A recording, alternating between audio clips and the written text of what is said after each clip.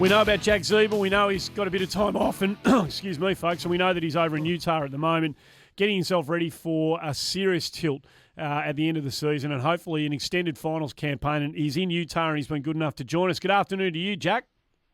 Good morning, boys. How are we? We're going well. What have you been doing?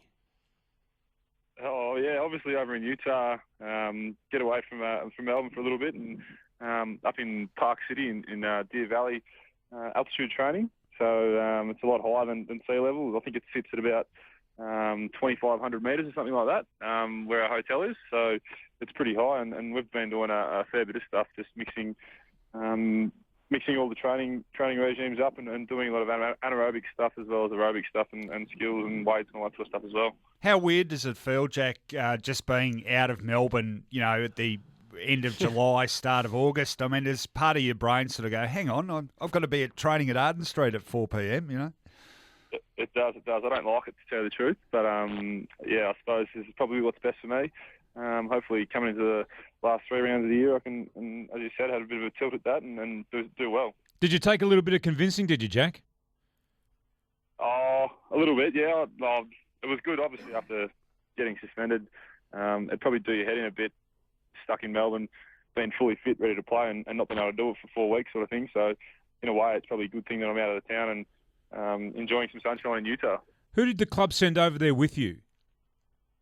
Brad McKenzie, first-year player, first round pick last year. He came over with me, and Jason Lappin, one of our development coaches, come over for a week as well.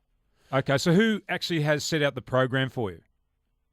Our fitness guys, Pete Mulkern, Steve Saunders, John Ziebell, given us a pretty detailed plan of what to do each day and sort of what times to do them as well. So it's a pretty strict program, I suppose, and it's going really well at the minute. And we're having a pretty hard, and it's definitely not a holiday, that's for sure. So doing a fair bit of work and hopefully come back in pretty good nick. How many times a day are you training, Jack?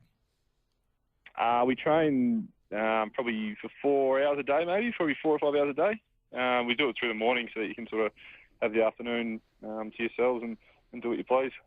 Now, Jack, you'd be aware that your, let's call it controversial suspension has become a bit of a watermark, I think, for people in relation to other decisions the match review panel and the tribunal have taken. I just want to ask you first off, are you still thinking about what happened a fair bit?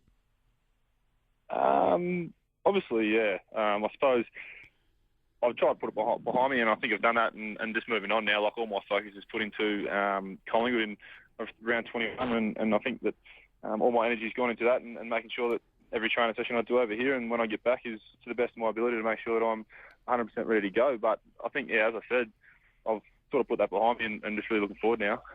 There's an obvious question in follow-up to that too, which needs to be asked, and that is, the Scott Thompson decision this week, which I'm guessing you probably would have seen somewhere on the internet. A lot of people saying, I'm one of them. I looked at it and I thought, well, fair enough, Thompson gets off, but how does Ziebell go for 4 when Thompson gets off and there's head-high contact? Now, we know you can only say so much here, but are you a bit confused now about this thing that the head is sacrosanct? Because it appears after what happened to Steve Johnson and Thompson get off that the head isn't always sacrosanct. I think, yeah, a fair bit of common sense needs to prevail. I think that the footy is a contact sport, and occasionally, unfortunately, for players, it's going to involve someone maybe getting hit in the head, which isn't a great result. But, I mean, that's one of the byproducts of a contact sport. And I think that with a contact sport, that sort of stuff will come. And I'm just want that the match review panel and all that sort of stuff just have a bit of a common sense approach into a few different cases maybe. Jack, football is such an instinctive game, but I mean, your instincts have taken you to the wrong places on a number of occasions. I mean, how do you temper that in your play? I suppose I play my best footy on the edge, and that's where I get my results is playing hard at the footy and really attacking the football ferociously. And I think that if I keep doing that, I don't plan on changing the way I play or anything like that. So if I keep attacking the football ferociously, I think that if anything comes of it, then we'll deal with it at the time. But I think that within the laws of the game, you're allowed to attack the footy ferociously, so I'll just keep doing that.